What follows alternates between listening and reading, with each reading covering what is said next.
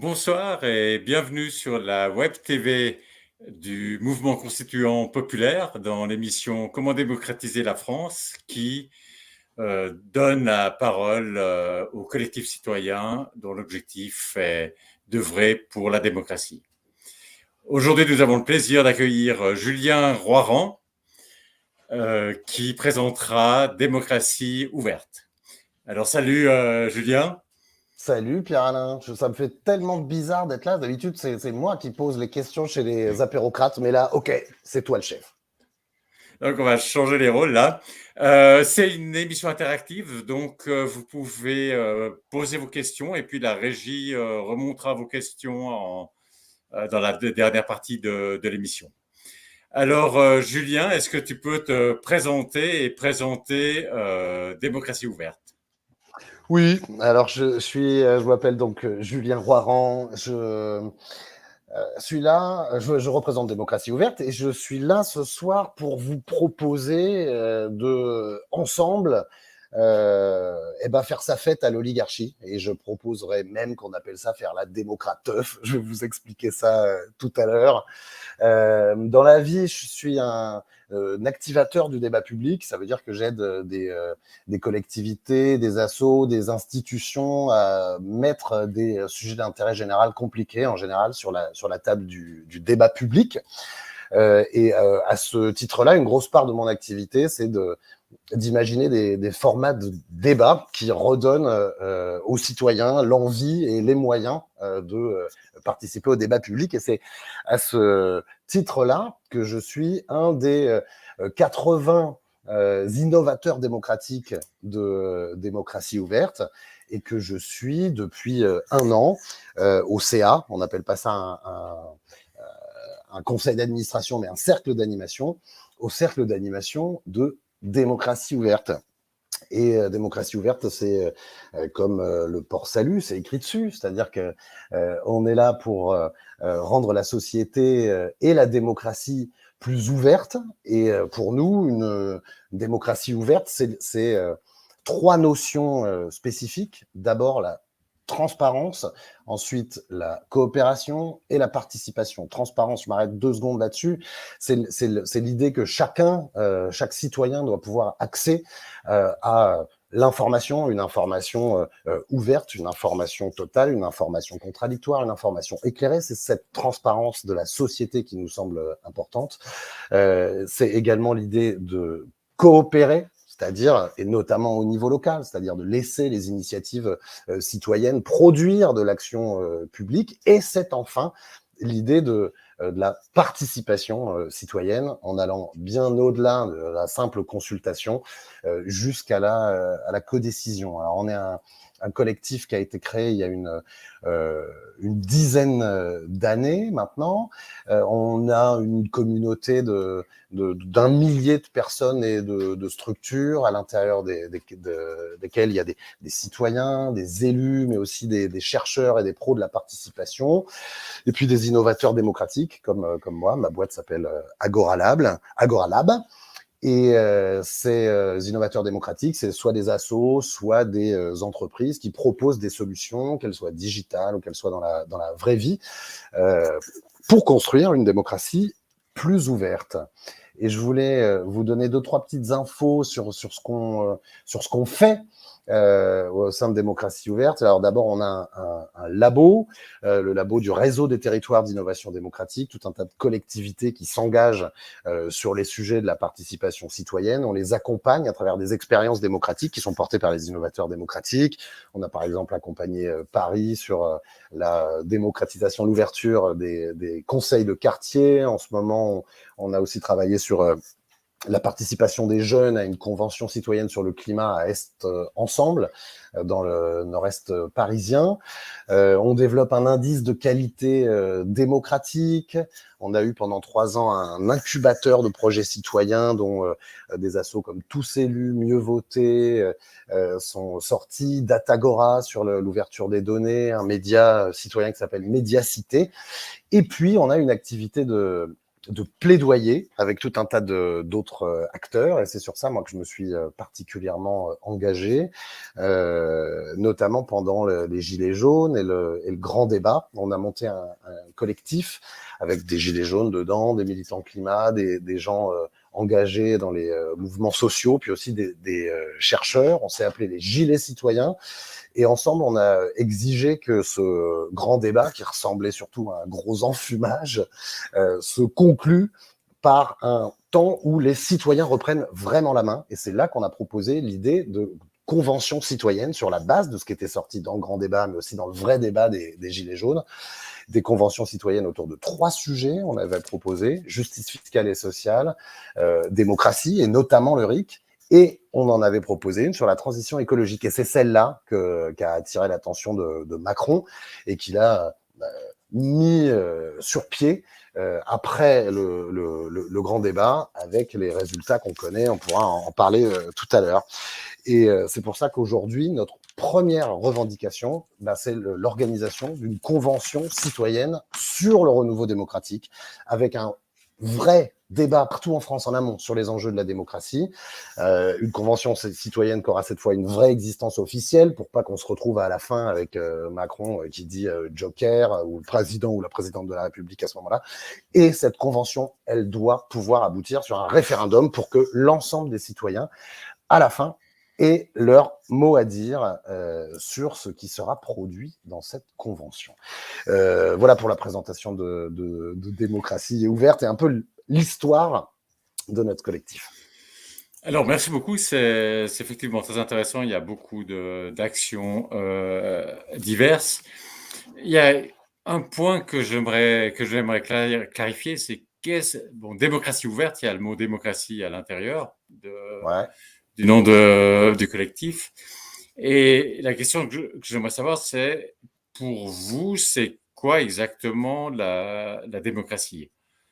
C'est ce que j'essayais de t'expliquer tout à l'heure. Pour nous, une démocratie ouverte, c'est une démocratie qui est construite sur la transparence, sur la participation et sur la coopération.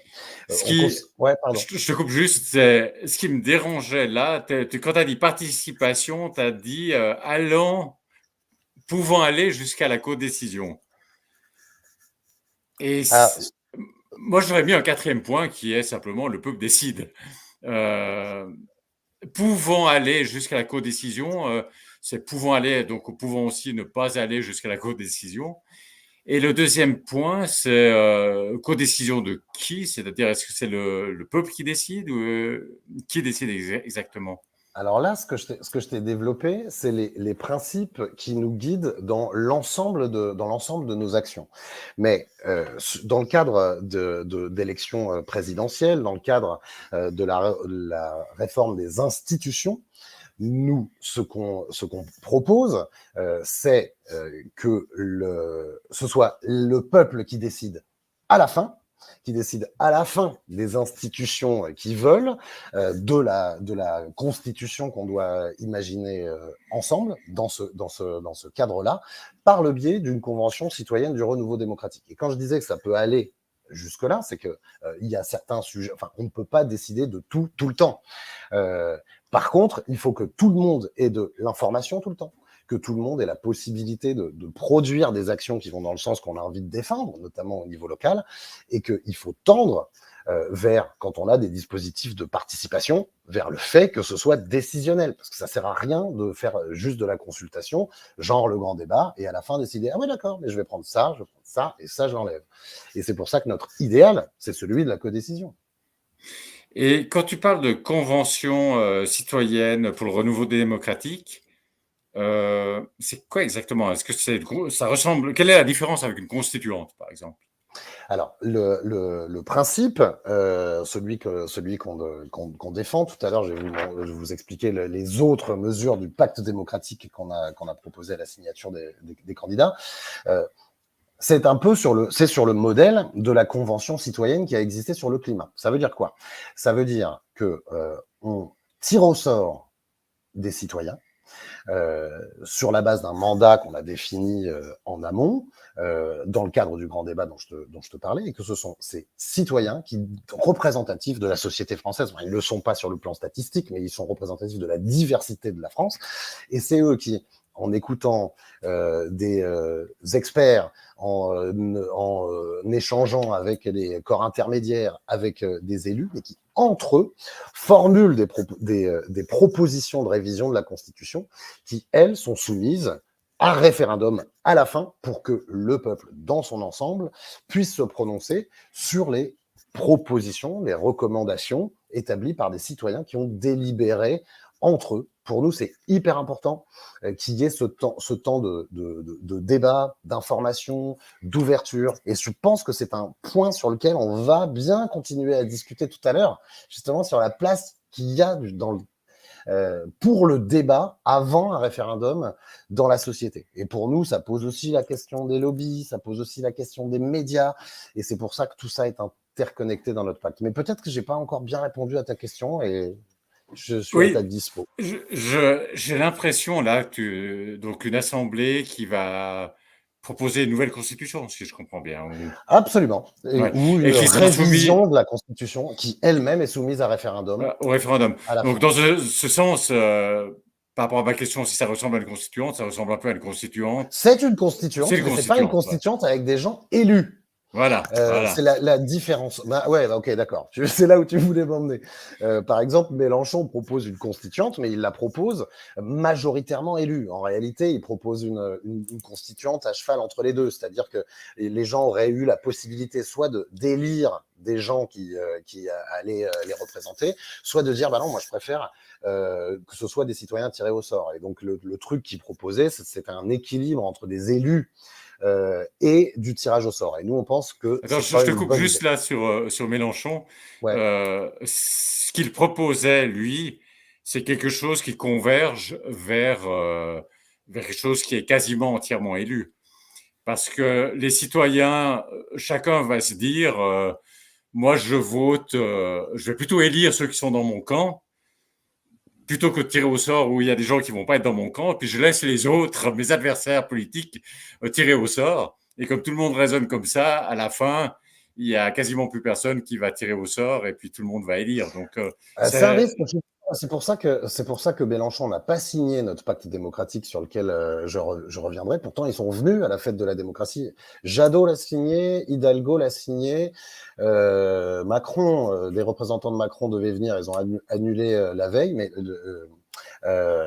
la France insoumise n'ont pas voulu le signer, notamment par rapport à cet aspect-là. Et nous, effectivement, ça nous chagrine parce que c'est compliqué de mélanger des élus qui viennent envoyés par leur parti avec des idées préconçues et des citoyens qui sont là plutôt pour se nourrir, échanger entre eux, pour trouver des arbitrages et ce qu'ils ont envie de défendre.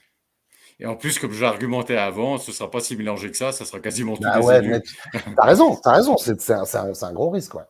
Donc, si j'ai bien compris, cette convention citoyenne pour le renouveau démocratique, c'est en fait une constituante élue. Pas élue, excusez, justement. C'est constituante tirée au sort. C'est ça le point. Et Oui. ça, c'est un progrès énorme, je trouve, par rapport à des alternatives comme celle de Mélenchon, effectivement. C'est entièrement tiré au sort. Ça, c'est très bien. Et j'insiste, Pierre-Alain, sur le fait que ça ne peut fonctionner et produire des effets que si ce qui sort de cette convention est a un statut légal. Ce qui a merdé dans la Convention citoyenne pour le climat, c'est que ça tenait juste sur la parole de Macron, sa promesse de sans filtre. Ça n'avait pas d'existence légale. Et donc, c'est pour ça qu'il est important pour nous d'installer ce genre de dispositif et de s'assurer non seulement de la neutralité, de la qualité de la délibération, mais qu'à la fin, c'est les citoyens le peuple, qui puisse se prononcer par un référendum. Où on peut imaginer d'autres formes de préférendum, et je mélange pas tous les trucs, on y reviendra peut-être tout à l'heure. Je reviens tout de suite sur le référendum, mais d'abord, donc, c'est tiré au sort.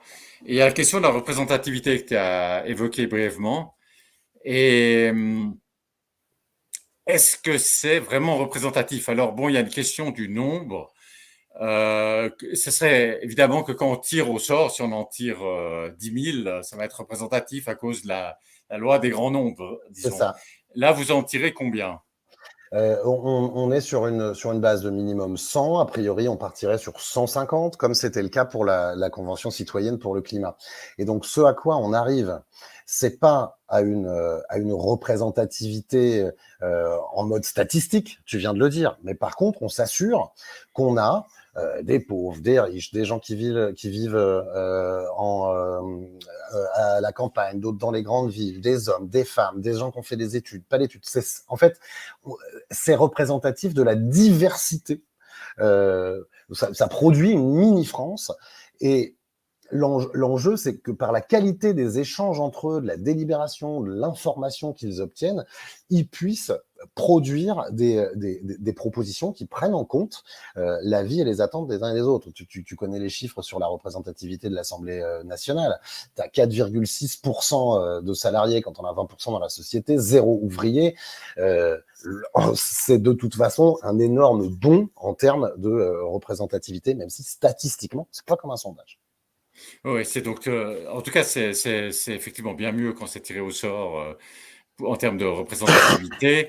Et puis 150, des fois, quand on parle de convention citoyenne ou de citoyens, on entend un chiffre comme une vingtaine. Et je trouve que 150, c'est pas encore ça donne pas encore la représentativité statistique, effectivement, mais c'est quand même bien mieux. Enfin, sans être parfait, c'est mieux que quand il y a que 20 personnes qui sont tirées au sort. Ceci dit, effectivement, même si on met ensuite des quotas pour être sûr qu'il y a le même nombre d'hommes que de femmes ou suivant les classes d'âge, etc., que ce soit une sorte de version miniature selon des critères prédéfinis, disons, je sais pas, Exactement. l'âge, etc., on perd quand même la beauté du tirage au sort sur un chiffre très grand, qui est qu'on n'a pas besoin de prédéfinir les classes.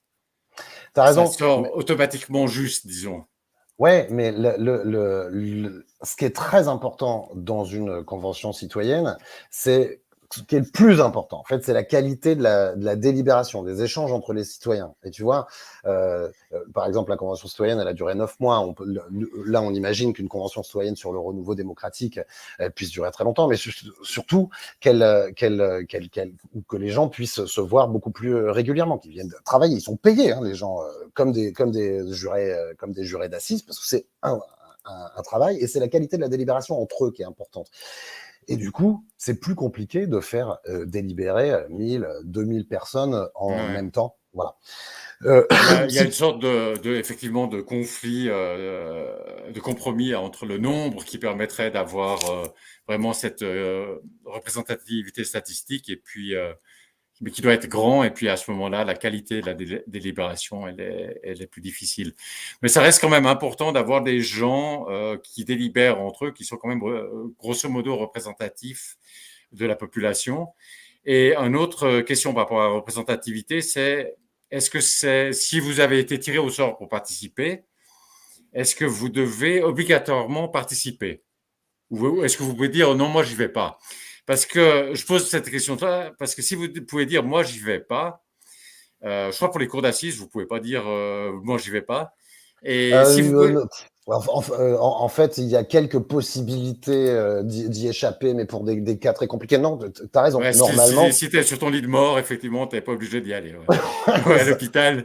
Mais en gros, l'idée, c'est que ça soit quand même obligatoire, justement pour assurer cette. Enfin, pour que ce soit bon pour la représentativité. Sinon, tu peux avoir que ceux qui refusent d'y aller, ils soient plutôt dans certains genres, et puis ceux ben qui ouais, y vont, ils sont dans l'autre genre. Et tu as le raison. genre en particulier, c'est.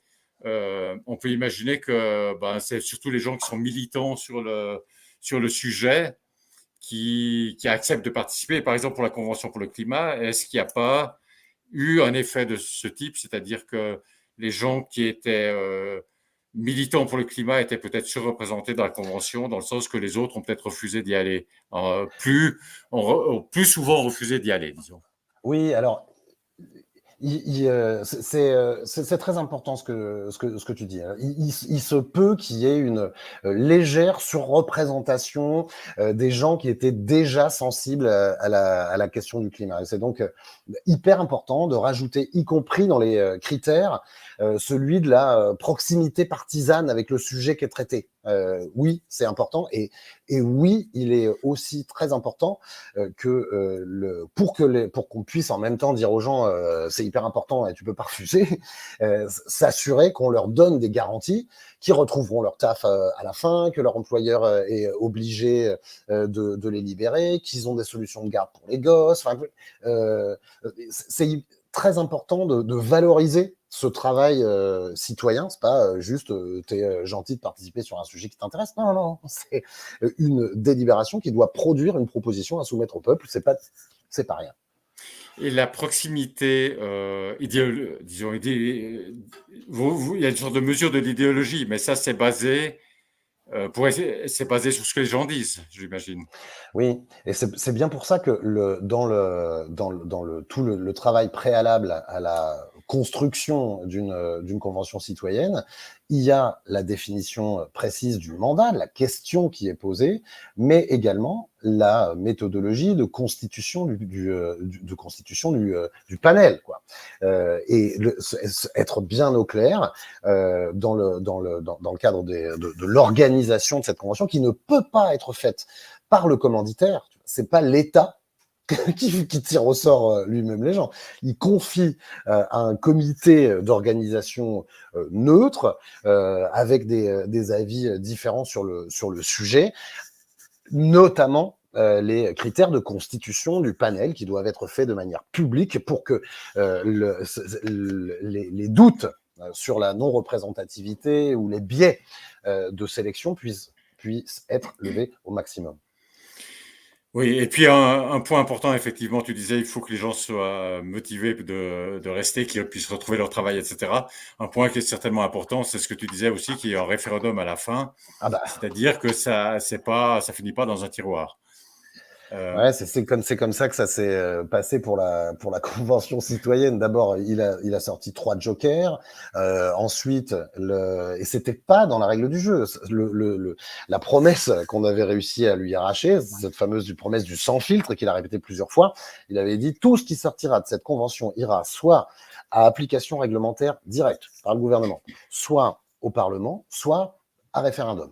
Il se trouve que les citoyens eux-mêmes n'ont pas osé appuyer sur le bouton du référendum pour modifier la Constitution. Et il se trouve qu'avant que toutes leurs propositions arrivent à l'Assemblée nationale, en fait, il a continué à récupérer un petit nombre des conventionnels et il est allé faire négocier entre le gouvernement et des lobbies genre l'aviation, l'automobile, avant de soumettre les propositions au Parlement. C'est pas réglo. Et ce genre de choses doit être clairement précisé en amont quel est le sort institutionnel des propositions qui sortent d'une convention citoyenne avec la possibilité du référendum. Capital. Et tu dis que les citoyens, donc tu veux dire ceux qui étaient Les membres conventionnels. les conventionnels, ils n'ont pas osé appuyer sur le bouton du référendum, c'est-à-dire qu'ils ont eux-mêmes pas recommandé de soumettre leur proposition au référendum. En fait, ils hésitaient sur une. Il me semble que c'était l'inscription de l'écocide dans la Constitution. Et ils ont voté à la fin. Et j'étais avec 4 d'entre eux dimanche. Je participais à un débat de l'inévitable rébellion. Je ne sais pas si vous avez suivi. Extinction Rébellion a bloqué les grands boulevards. C'est juste en bas de chez moi d'ailleurs. Et donc j'en discutais avec eux. Et oui, ce qui leur est arrivé à la fin, c'est qu'ils se sont dit on a tellement bossé, on a tellement réfléchi. Ils ont eu peur que les citoyens soumis aux pressions extérieures, que le peuple n'avalisent pas. Ils ont préféré faire confiance à ceux qui avaient proposé. Voilà. Et une grande partie s'en mord un peu les doigts. Mais Mais est-ce que c'est pas un peu inquiétant? C'est-à-dire qu'on a discuté de la représentativité de cette convention, comment on la fabrique, cette convention, on tire les gens au sort, etc. Mais on a vu que c'était pas forcément complètement représentatif, mais enfin, c'était quand même pas trop mal. Mais il y a aussi la question, hein, est-ce que ça peut évoluer? C'est-à-dire qu'est-ce que les gens peuvent enfin, avoir la tête qui gonfle, et puis tout d'un coup se penser, parce que finalement, ils ont beaucoup travaillé, ils ont appris des choses aussi dans le processus, ils peuvent tout d'un coup commencer à se sentir supérieurs aux gueux, aux vulgaires gueux citoyens ordinaires, et se dire, ben non, nous, on veut pas que ces gueux ils puissent voter sur ce sujet.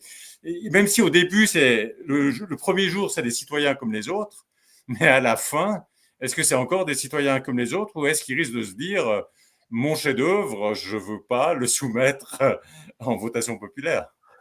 Euh, Et il y a eu un peu ce risque, il y a eu, et ça s'est un peu produit de cette manière-là, d'où l'importance de rendre cet exercice très officiel, expliquer les règles du jeu, de validation des propositions, de leur expliquer leur rôle, leur place par rapport au reste de la population, et peut-être qu'on peut imaginer que la règle du jeu soit de soumettre une proposition au référendum à la fin.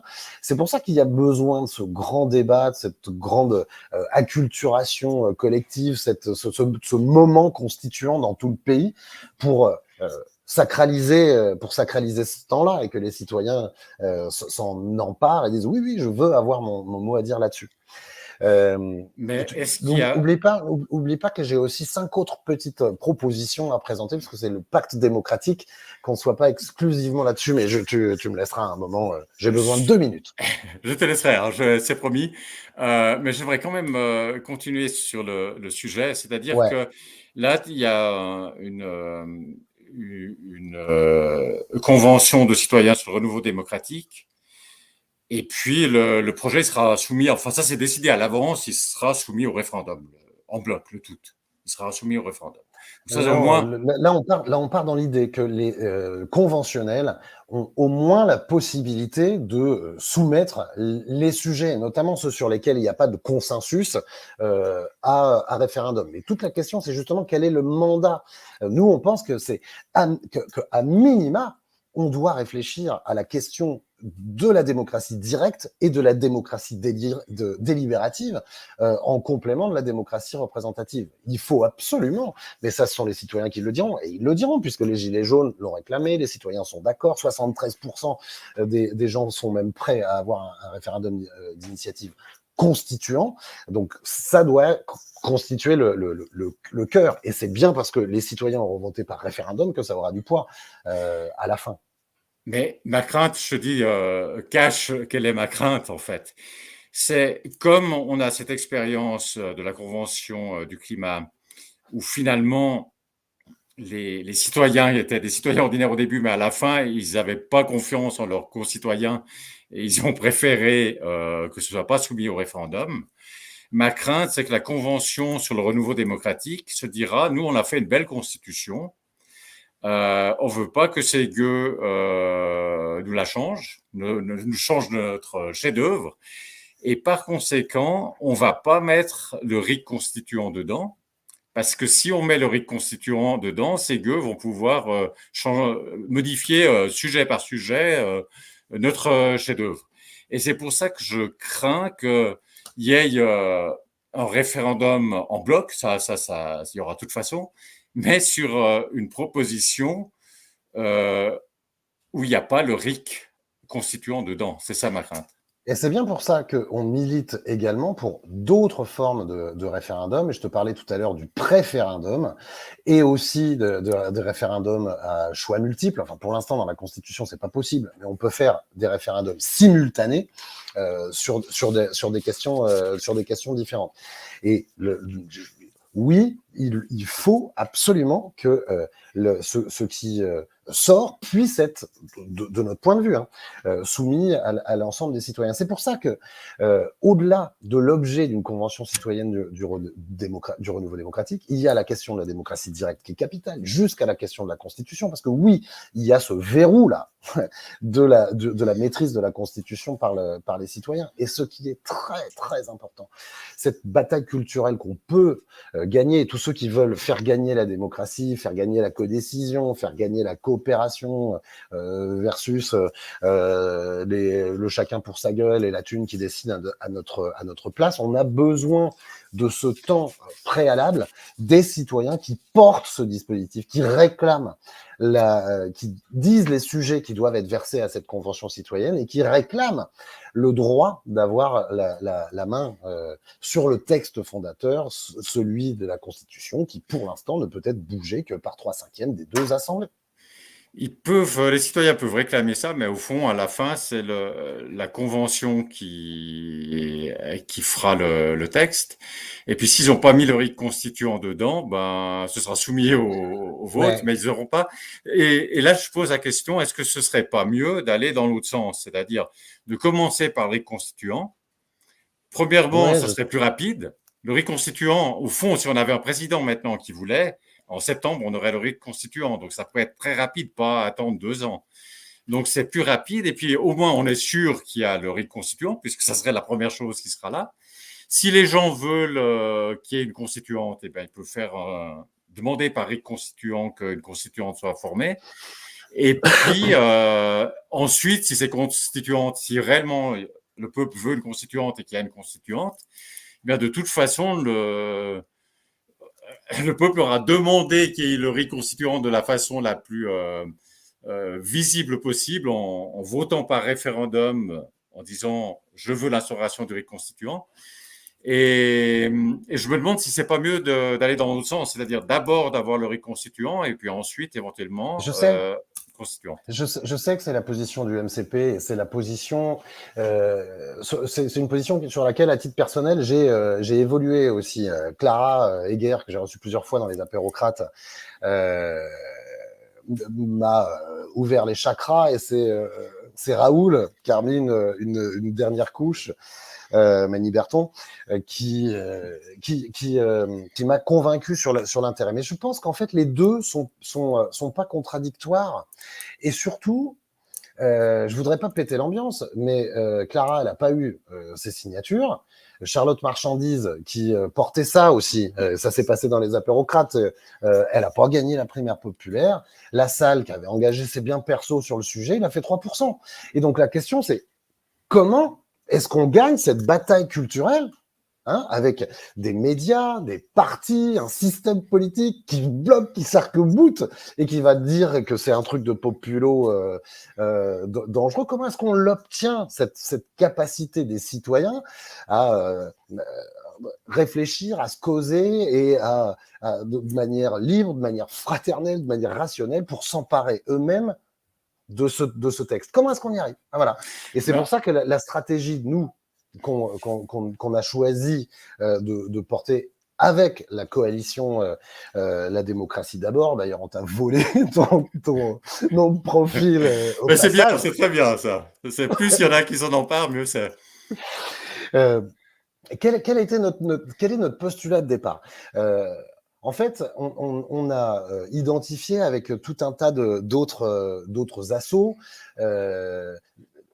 qui bossent sur la question de la justice sociale, de la transition écologique, autour de l'idée que ces combats qui sont défendus par les citoyens, ils veulent plus de justice fiscale et sociale, ils veulent une transition écologique juste, et ils se retrouvent avec le deuxième tour dont ils ne voulaient pas à 80%. Et donc nous, ce qu'on essaye de faire, la typologie d'acteurs qu'on essaye de rassembler autour de ce pacte démocratique, c'est tous ces citoyens qui déjà prennent conscience que leur combat, leur lutte, ne pourront pas advenir si on ne change pas très en profondeur les règles du jeu politique. Et donc, autour de la table, on a mis Transparency International, WeShare, Tous Élus, Anticor, l'Institut Rousseau, Sciences Citoyennes, Mieux Voter, La Rencontre des Justices, Décider Ensemble et plein d'autres. On a pris toutes les mesures de renouveau démocratique qui étaient déjà sur la table du débat public. Il y en avait 20. On a lancé une consultation au jugement majoritaire, c'est un truc important pour nous, et on est arrivé avec l'ensemble de ces assos à 6 propositions. Je veux bien que, si je crois qu'on avait le site, si tu veux bien, c'est là que je fais mon tunnel, mais 2 minutes, c'est promis, ce sera pas très long, pour qu'on voit les mesures de ce pacte démocratique. Là, on s'est arrêté donc sur la première, la mère des batailles pour nous, c'est cette convention citoyenne du renouveau démocratique, une forme de constituante avec des citoyens tirés au sort qui remettent des propositions à soumettre au référendum aux autres citoyens. Mais il y a d'autres trucs qui sont très importants pour nous aussi. C'est la place des... Ouais, ça c'est pas grave si ça s'affiche pas. Hein. Oui, je vais juste demander que ça s'affiche si c'était possible, effectivement. Ça... C'est le pacte avec les 6 mesures, Eva, si tu veux l'afficher. La deuxième mesure de ce pacte démocratique qu'on a soumis à tous les candidats, je vous ai dit tout à l'heure, hein, Hidalgo l'a signé, Jadot l'a signé, Mélenchon a dit « ouais, je suis d'accord avec globalement tout, mais je vais pour la signer ». Eh bien, donc, deuxième mesure très importante pour nous, stopper les lobbies, encadrement des intérêts privés, limiter le pantouflage, garantir la transparence dans les décisions. Peut-être qu'on pourra vous mettre le lien vers ce pacte dans les commentaires de la vidéo. Autre sujet capital, c'est l'indépendance des médias. Ne serait-ce que, on en parlait tout à l'heure, tu vois, si tu veux mettre un référendum sur le RIC constituant. Et les médias font une grande part de la décision et sous le contrôle des intérêts privés. C'est très important de démocratiser les médias pour nous. De la même manière, sur le débat, ce qui est capital, c'est qu'on développe cette culture du débat, qu'on arrête l'affrontement, le clash, la baston, et qu'on soit sur une culture de coopération. Et ça s'apprend dès l'école, avec de la pratique de la démocratie. Rien que, par exemple, quand on élit des délégués de classe, c'est scrutin majoritaire uninominal, comme nos élections, avec des gosses qui font des promesses qui tiennent jamais. On peut leur apprendre à faire autrement, à décider autrement. Sur la question de l'abstention, il y a aussi des choses à faire. On pense que la comptabilisation du vote blanc, c'est évident. Et même que si on dépasse 50%, les élections doivent être annulées. Et notre 6e mesure, c'est le financement de la démocratie. En fait, il y a des biais très profonds. Par exemple, je ne sais pas si ceux qui nous écoutent le savent, mais le pognon pour les partis, il vient des législatives. C'est ça qui fait qu'ils deviennent tous fous avec la présidentielle, parce que c'est juste avant maintenant les législatives. Et chaque voix, quand tu as fait plus de 1% dans 50 circonscriptions législatives, se transforme en 7 € par voix sur la suite du mandat. Et donc, il doit y avoir, et ça interdit à des nouveaux petits partis de s'installer, de faire campagne. Donc, on a ces 6 mesures qui nous semblent vraiment capitales, dont la première, j'y reviens, est celle d'une convention citoyenne du renouveau démocratique, précédée d'un grand débat dans la société, suivi d'un référendum à la fin. Et c'est à l'intérieur de cet objet-là qu'il faut qu'on se pose tous ensemble la question: comment est-ce qu'on redonne du pouvoir aux citoyens? Comment est-ce qu'on vient compléter cette démocratie représentative qui n'emporte plus que le nom de dispositifs de démocratie directe, délibérative et d'autres systèmes pour faire participer les citoyens? Tu l'as compris, notre stratégie, elle est plutôt d'ouvrir le débat plutôt que de décider avant le format qui est celui qui doit être retenu. Je pense qu'il faut qu'on en débatte. Voilà. Mais je ne crois pas que les deux soient en contradiction. Donc, il y a des tas de choses intéressantes dans Merci. dans ce pacte que tu as bien défendu, que tu as bien présenté. Pour faire pour l'aspect négatif, pour venir avec les manques, je suis quand même étonné que c'est quand même très compact. Hein. Il y a 6 points c'est dense, on a mis l'essentiel, quoi, les choses importantes. Et là-dedans, il n'y a pas le RIC, finalement. Il y a cette convention, mais comme je disais tout à l'heure, moi, je ne suis pas du tout certain que la convention va vouloir mettre dans la Constitution un RIC constitutionnel qui donne aux gueux la possibilité de détruire leur chef-d'œuvre. Donc, pourquoi ne pas avoir mis le RIC explicitement dans ces six points? Je vais te dire, je vais te répondre très clairement. Tu as entendu toutes les assos que je t'ai citées. On est parti de 20 mesures. La mesure 0, pour nous, c'était la Convention citoyenne du renouveau démocratique. Et la mesure 1, c'était le RIC et des formes de référendum autour du renforcement de la démocratie directe. Donc le RIC constituant ou le RIC constituant? Alors, moi, j'ai poussé pour qu'on aille jusqu'au RIC constituant. Je t'ai dit, je suis un peu le troll révolutionnaire de cette turne. Il y avait le référendum, les différentes formes de référendum d'initiative citoyenne. Le mot constituant n'y était pas. Je ne devais pas te pipoter. Voilà.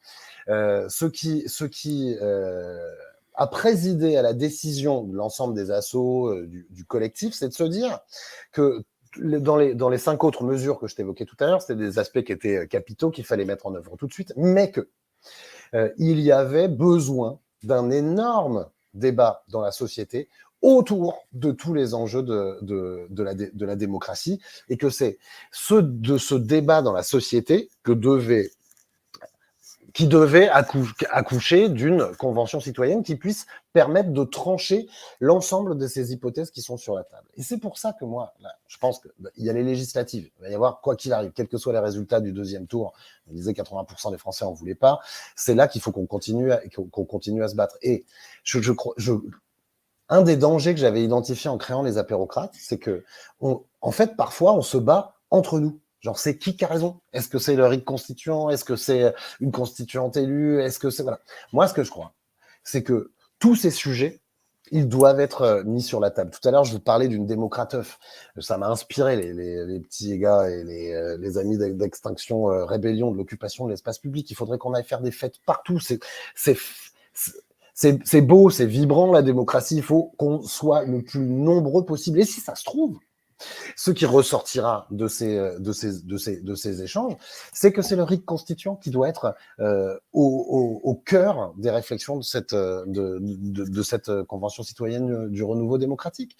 Si ça se trouve, c'est aussi d'autres sujets. À mon avis, il faut qu'on fasse force commune pour remporter cette bataille culturelle sans présumer de la décision finale qui sera retenue par les citoyens à la fin. Et il faut le faire d'une manière qui soit décisionnelle à la fin. Voilà. Mais je suis un peu, tu vois, c'est peut-être pas à toi, à moi, à nous là de décider. C'est quoi la bonne forme à la fin, même si moi je peux être convaincu aussi. Ok, donc quand même, je note que le RIC Vas-y, était dans note. la liste, peut-être pas le RIC constituant, il Oui, était alors, même en premier, oui. le RIC, mais qu'il a été éliminé. Non, Et, c'est pas vrai, je peux pas te laisser dire ça. oui, il a été mis dans la case 1 de la Convention citoyenne. Absolument.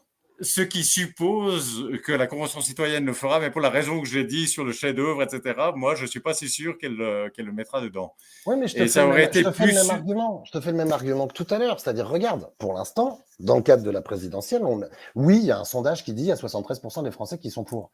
Mais qu'est-ce qui dit que les médias coalisés, les partis ne vont pas tirer à boulet rouge sur le truc et faire que ça passe pas? Et si ça passe pas par référendum, tu crois que ça va revenir par où?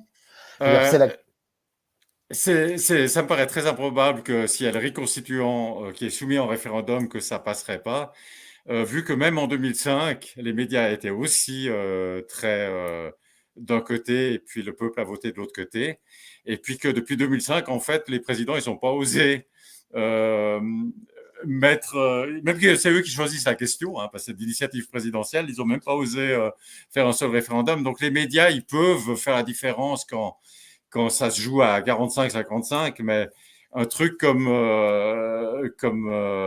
le référendum d'initiative citoyenne, même constituant où il y a 73% des citoyens qui sont pour, là, ça suffirait pas. Donc, le, J'entends ton point de vue. Je suis un peu perturbé parce que je vois un message là qui dit attention que la démocrateuf se transforme pas en démago crâne d'œuf.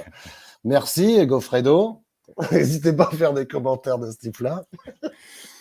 Juste donc je suis quand même déçu que ça soit pas été mis explicitement, c'est-à-dire parce que si tu veux, c'est dans la case convention. Pierre-Alain, moi aussi je suis déçu. Ouais, Moi aussi ok, j'étais déçu. Je l'ai dit. d'accord. Donc on est d'accord, mais ok, on est d'accord sur ce point, mais je comprends pas exactement pourquoi les autres ont décidé de pas dire explicitement le Je rite te le constituant. refais. Je te le refais.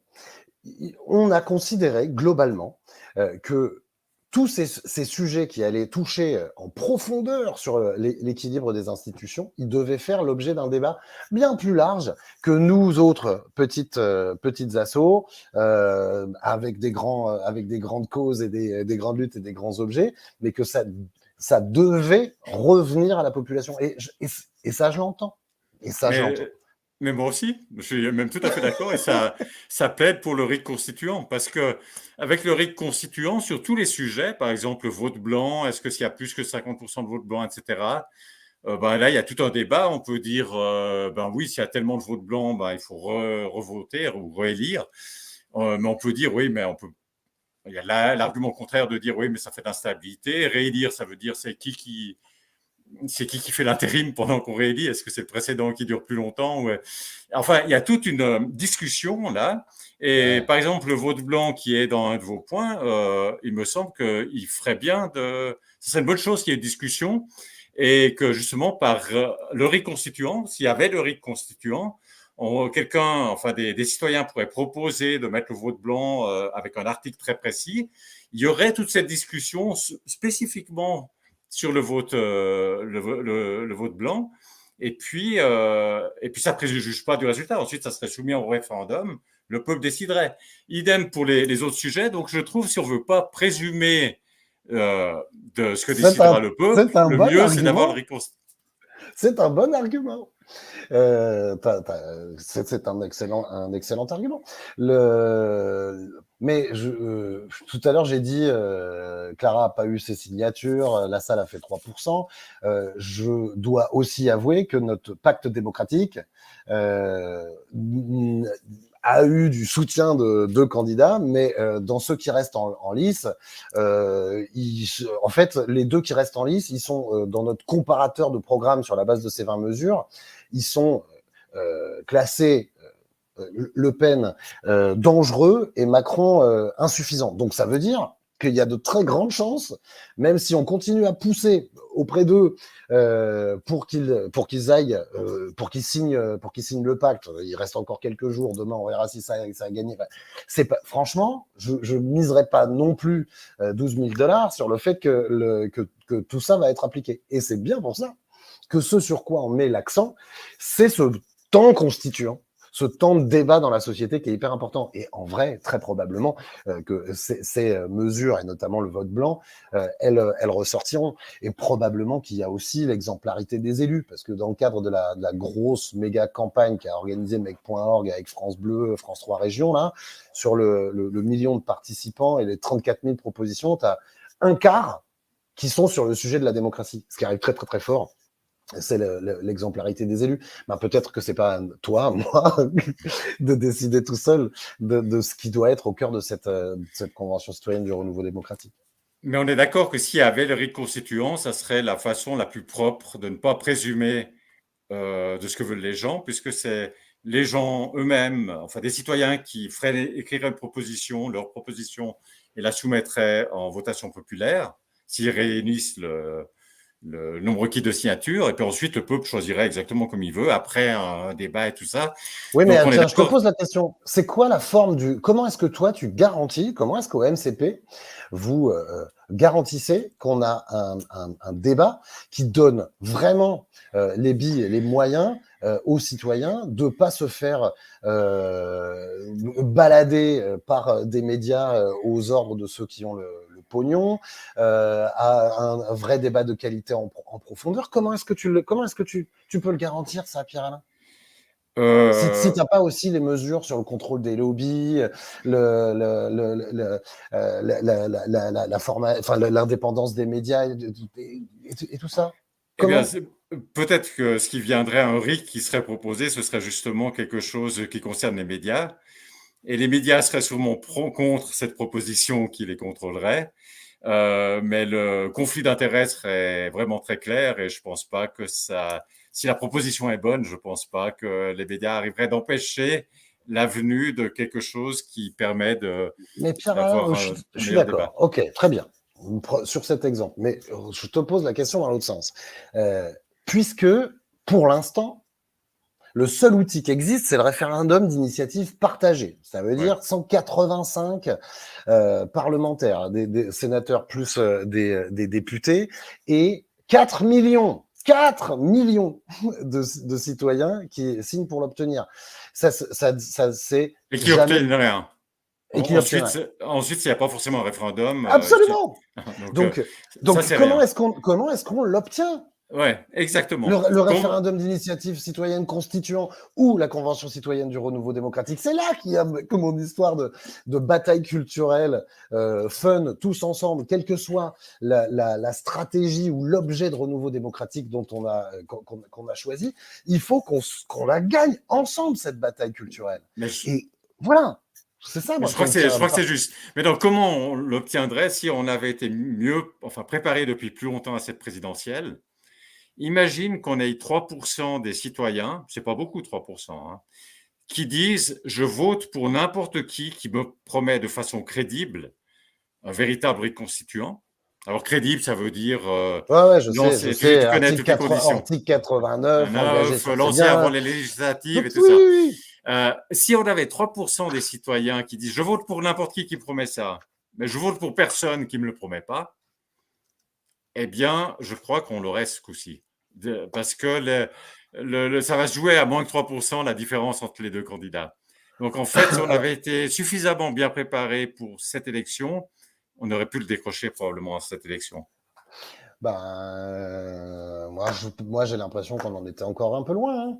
Maintenant, il y a François Boulot, avocat proche des Gilets jaunes, qui dit il y a une élection hyper importante qu'il ne faut pas oublier, c'est les législatives. Il faut de toute façon que ce ne soit, puisqu'on ne voulait pas de ce deuxième tour Macron-Le Pen, il faut qu'on se démerde pour envoyer des députés à l'Assemblée qui peut-être constitueront la base des 185 et qui pourront accepter de lancer un référendum d'initiative partagée autour de l'idée qu'on doit laisser les citoyens s'interroger sur la Constitution et la manière de partager le pouvoir.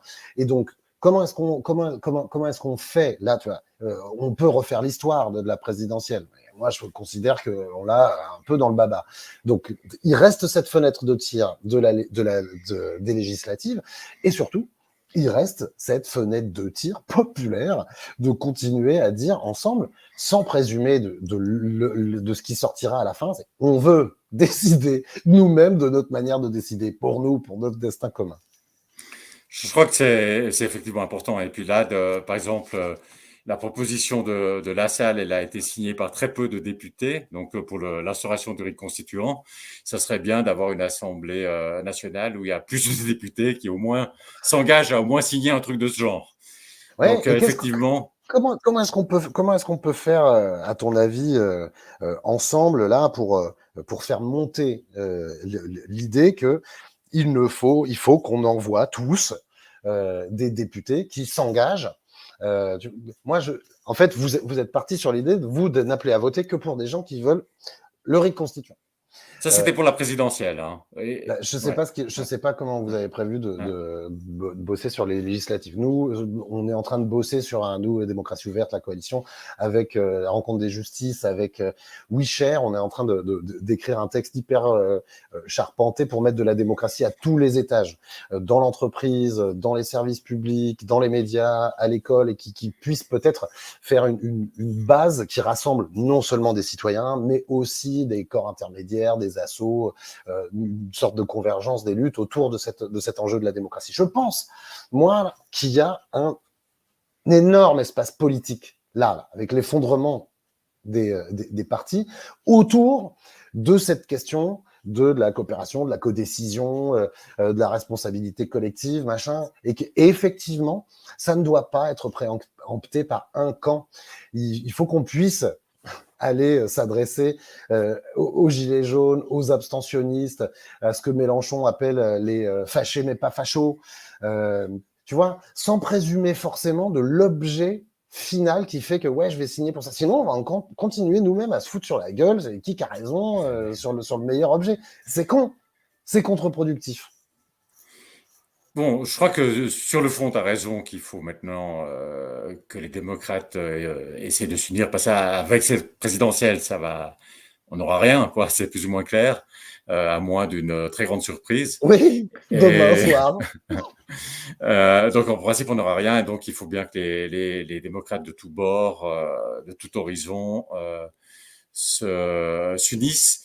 Le souci, disons que j'ai, c'est que les démocrates se sont. Je rappelle aux gens que tu es suisse. Hein. Ah oui, ah oui, mais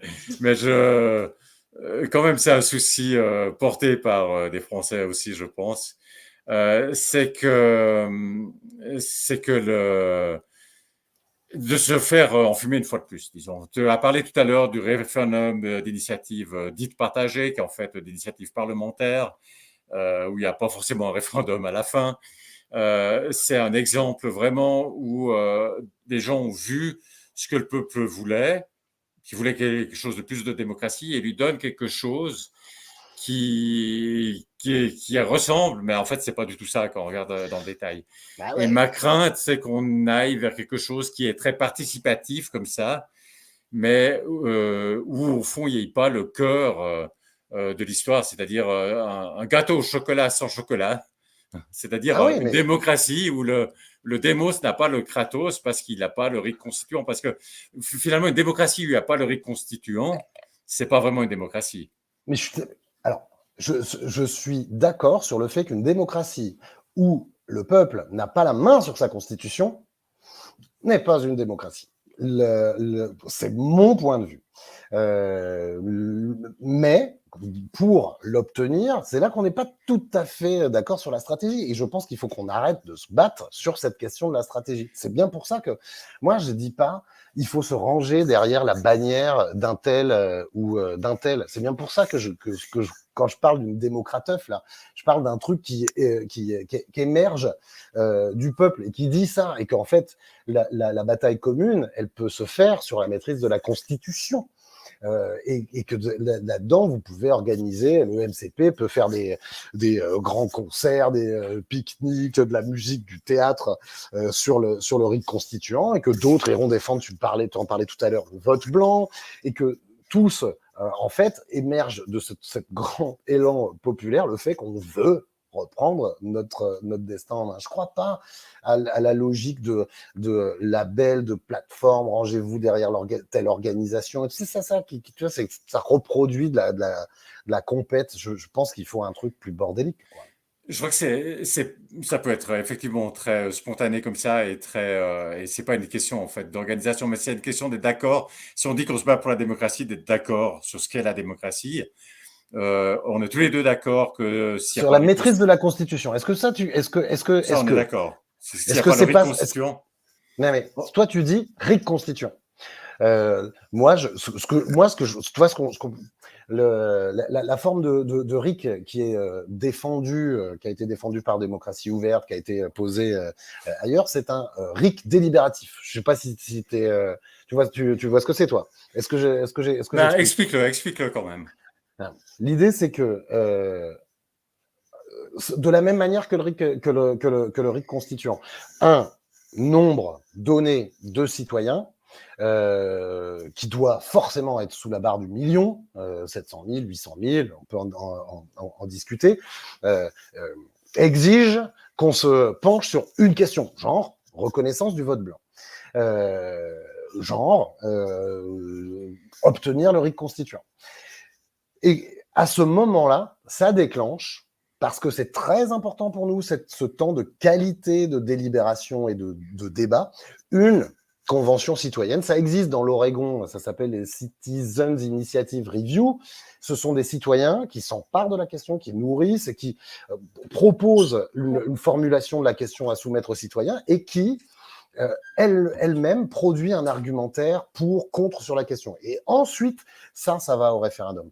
Tu vois, si on arrivait, je pense qu'on pourrait, par exemple, s'entendre, y compris avec tous les autres de la coalition. Je pense, je peux pas parler en leur nom sur un objet qui soit un RIC délibératif constituant. Je pense que on arriverait à se mettre d'accord. Mais quand je dis ça, quand j'ai dit ça à d'autres membres du MCP, parfois j'ai eu l'impression de passer pour le connard oligarque qui fait pas confiance au peuple.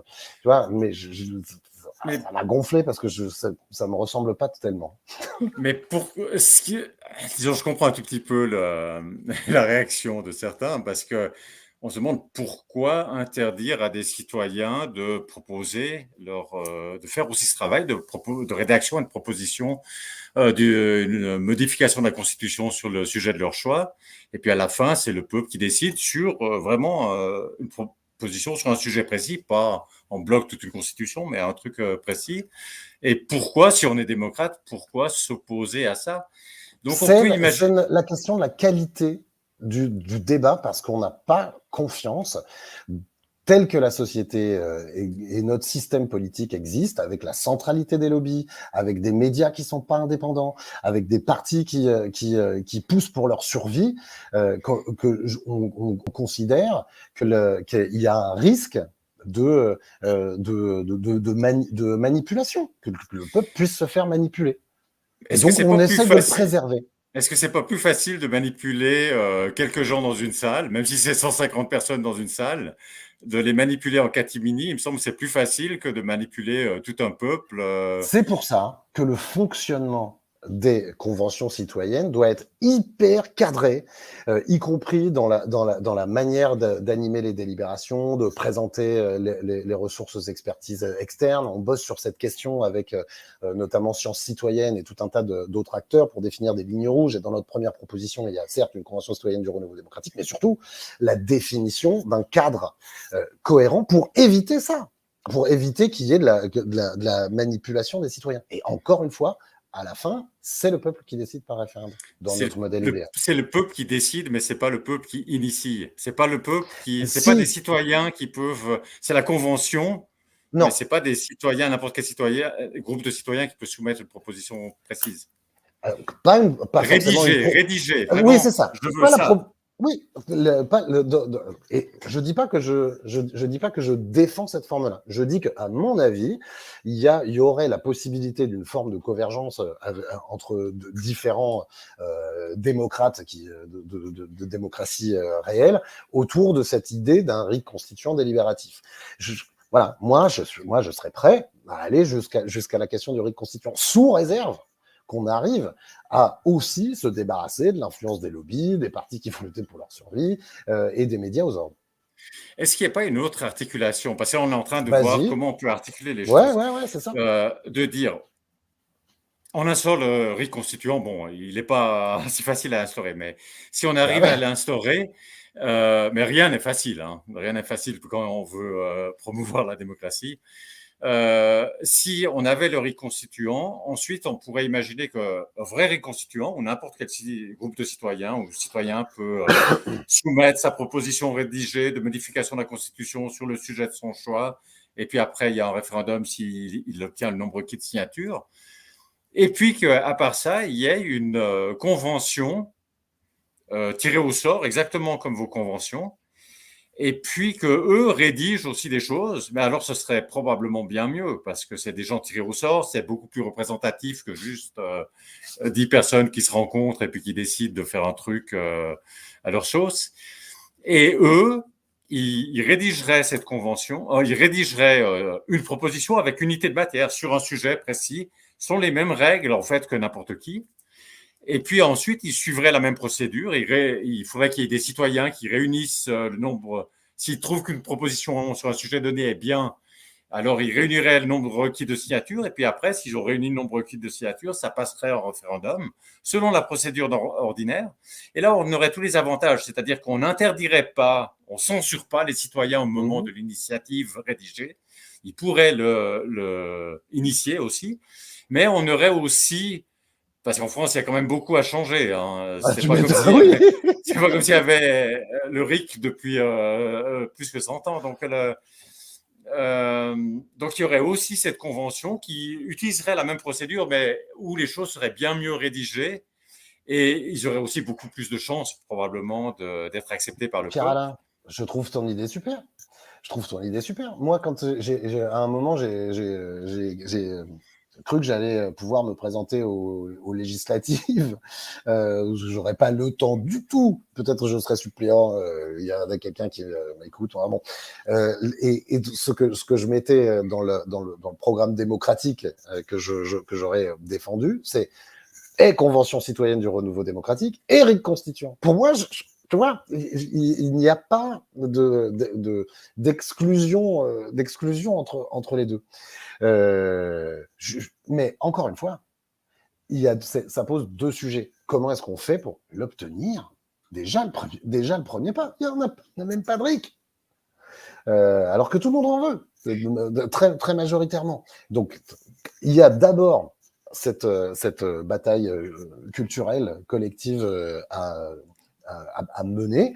Et ensuite, c'est une question de riche. Est-ce que c'est un RIC constituant? Est-ce que c'est CCRD? Est-ce que c'est un RIC délibératif constituant? Ouais. Déjà, il faut qu'on gagne. Il faut déjà avancer, oui. Je crois qu'on va... Ouais, il faut passer aux questions maintenant.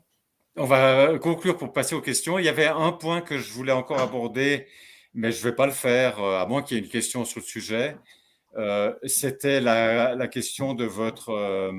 pour le premier tour, vous aviez fait une évaluation de la qualité démocratique des différents candidats du premier tour. Oui, je croyais que tu ne voulais pas poser la question. Mais je crois que je ne veux pas prendre sur le temps des internautes. Donc, si en fait quelqu'un posait la question, j'en serais tout à fait. Quel démocrate tu fais! Mais je vais pas la poser moi-même parce que je veux pas prendre le temps. Donc, je propose qu'on passe maintenant aux questions des internautes. Allez, je suis prêt, avec plaisir. Bonsoir tout le monde. Salut bonsoir Gaël. Julien, bonsoir Pierre-Alain. Salut Gaël. Alors, une dizaine de questions. Je vais commencer. Je ne pense pas qu'il y ait la question dont tu parlais, Pierre-Alain. Ok. La première est de Rémi. Alors, Demos, je connais. Ça va, Julien? Non. Ouais, attends, il me faut un stylo. J'arrive parce que tu les fais pas toutes d'un coup, hein? Attends. Non. Et après, je vais les faire défiler en dessous, si tu veux, si ça t'aide. Je suis prêt, pardon. Alors, Rémi nous dit, Demos, je connais. Kratos, c'est un peu plus flou. Quelle est la conception de démocratie ouverte sur le Kratos et l'ouverture va-t-elle jusqu'aux droits de l'homme?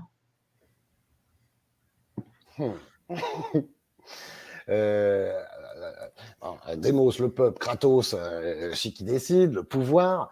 Ce que je peux vous dire, c'est que nous, ce sur quoi on fonde notre vision globale, c'est l'idée d'aller vers une société de la coopération, de la codécision, donc une société ouverte et donc une société fraternelle. J'ai perdu le fil. Pour moi, les valeurs intrinsèques à la question de la démocratie, c'est le dialogue, l'écoute, le respect, pour qu'à la fin, il puisse y avoir décision. Et donc, pour moi, la question des droits de l'homme, la question des droits des minorités est capitale. Et c'est d'ailleurs aussi pour ça que dans notre comparateur des programmes, il y en a deux qui se trouvaient dangereux pour nous, selon notre classement. Voilà, j'espère que j'ai répondu à la question correctement. De Rémi. Merci. Une autre question donc de Yves. Est-ce qu'il y a une limite d'âge pour être tiré au sort?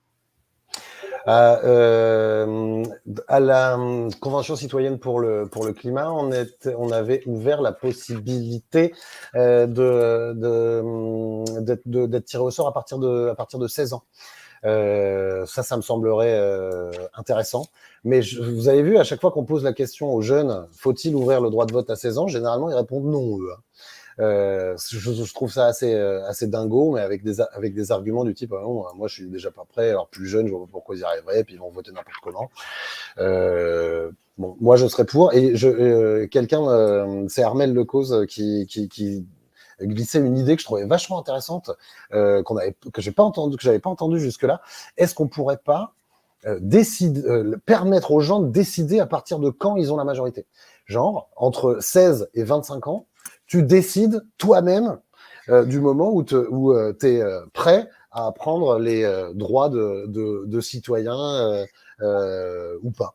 Je n'ai pas d'avis sur la question. Je trouvais que ça a changé de ce qu'on entendait sur le droit de vote à 16 ans.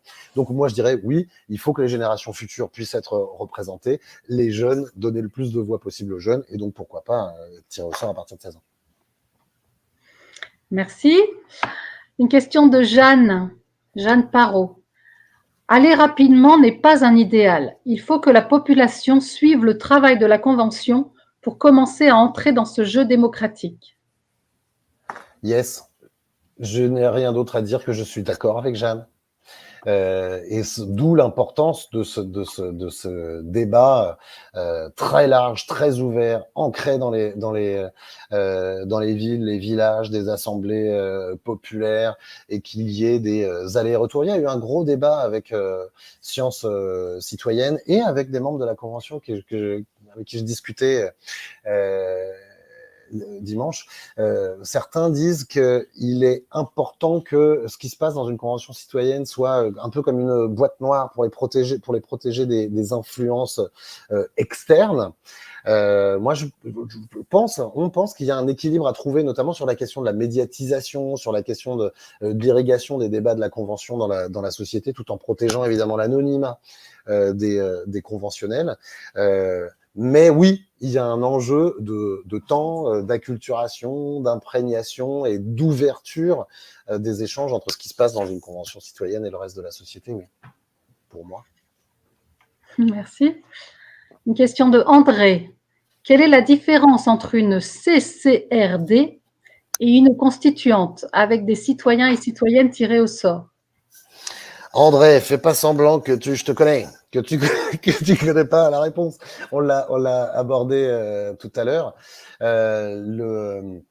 La constituante, on parlait du projet de constituante de Mélenchon, qui laisse une part de tirage au sort, mais Pierre-Alain disait que cette part risquerait d'être réduite à la portion congrue.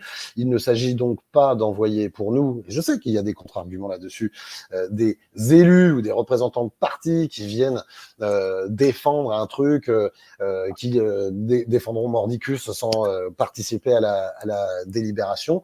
Une convention citoyenne du renouveau démocratique, la différence, c'est que ce sont des citoyens tirés au sort qui ont accès à de l'information contradictoire, de l'information qu'ils réclament, des experts, de la délibération entre eux, pour formuler des propositions qui sont ensuite soumises à référendum.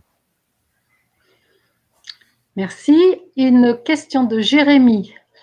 N'y a-t-il pas un biais de construction? Car j'ai l'impression que tous les collectifs qui ont élaboré le pacte démocratique sont de gauche. Selon vous et selon Démocratie ouverte et ses collectifs partenaires, est-ce que la démocratie concerne également les citoyens qui votent Zemmour ou Le Pen? Grave! J'en parlais tout à l'heure. Alors, Démocratie ouverte, la coalition, la démocratie d'abord, on est apartisan, mais pas apolitique. Il se trouve qu'effectivement, probablement, une bonne partie d'entre eux partagent des valeurs qui sont parfois plus associées à partagées dans l'échiquier. Moi-même, je suis un vieux boomer de je sais pas quoi. Pour moi, je me décris comme de gauche. Je suis encarté dans aucun parti, je sais qu'on doit être 8 à 9% dans la société française à trouver que ce clivage est un clivage structurant. Et donc, mon enjeu, il est certainement pas de juste parler avec des gens de gauche, mais j'en parlais tout à l'heure, de parler avec des gens qui veulent mettre au cœur de la vie de la cité, la coopération, la codécision, et qui veulent se battre pour de la justice sociale et une transition juste. Mais on doit pouvoir également s'adresser, associer des gilets jaunes, des abstentionnistes et ce que j'évoquais tout à l'heure, des fâchés mais pas fachos, comme les appelle Mélenchon. J'espère avoir répondu à votre question. Merci beaucoup. Une question assez longue de Léo. Alors, comment se fait-il que démocratie ouverte soit aussi complaisant avec le système en place? C'est-à-dire préférer la démocratie participative à la démocratie réelle, / directe, la seule qui permette au peuple de décider ce qui le regarde. Avez-vous des arguments contre la souveraineté populaire totale? Léo, je te trouve très injuste. D'abord, je me reconnais pas, moi, à titre personnel, dans ce que tu dis. Moi, je pense qu'il faut changer en profondeur, il faut laisser la possibilité aux citoyens de changer en profondeur les règles du jeu politique, et donc la Constitution, et donc nos institutions. Je ne dis pas qu'il faut jeter avec l'eau du bain la démocratie représentative, mais je dis que cette démocratie représentative, telle qu'elle existe, avec l'omnipotence du président, avec ce financement de la vie politique, ne fonctionne pas. Et il faut absolument de la démocratie directe et de la démocratie délibérative pour compléter cette démocratie représentative qui va dans le mur. Et je dis simplement, moi, je peux avoir certaines idées. Nous, ce qu'on porte dans le cadre de la coalition La démocratie d'abord, c'est que c'est aux citoyens de décider par la réflexion, par une réflexion libre, fraternelle et rationnelle du système dont ils veulent. C'est pas à moi de décider. Ok. Une autre question de Rémi. Le pouvoir informatif que Julien évoque est-il intégré dans la conception du Kratos par démocratie ouverte?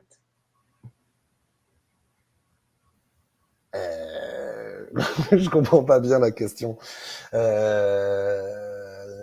Non, c'est pas les médias qui doivent avoir le pouvoir, mais les médias sont un contre-pouvoir. Des médias indépendants doivent pouvoir contribuer à une réflexion libre et éclairée de la part des citoyens. C'est pas les médias. Est-ce que j'ai bien répondu à la question? C'est quoi? Est-ce que le pouvoir informatif est inclus dans le Kratos? Non, les médias sont un contre-pouvoir. C'est important de garder ce contre-pouvoir, mais c'est pas aux médias de décider. Tu crois que j'ai bien répondu, Gaëlle? Oh, bah, écoute, je te laisse ton rôle.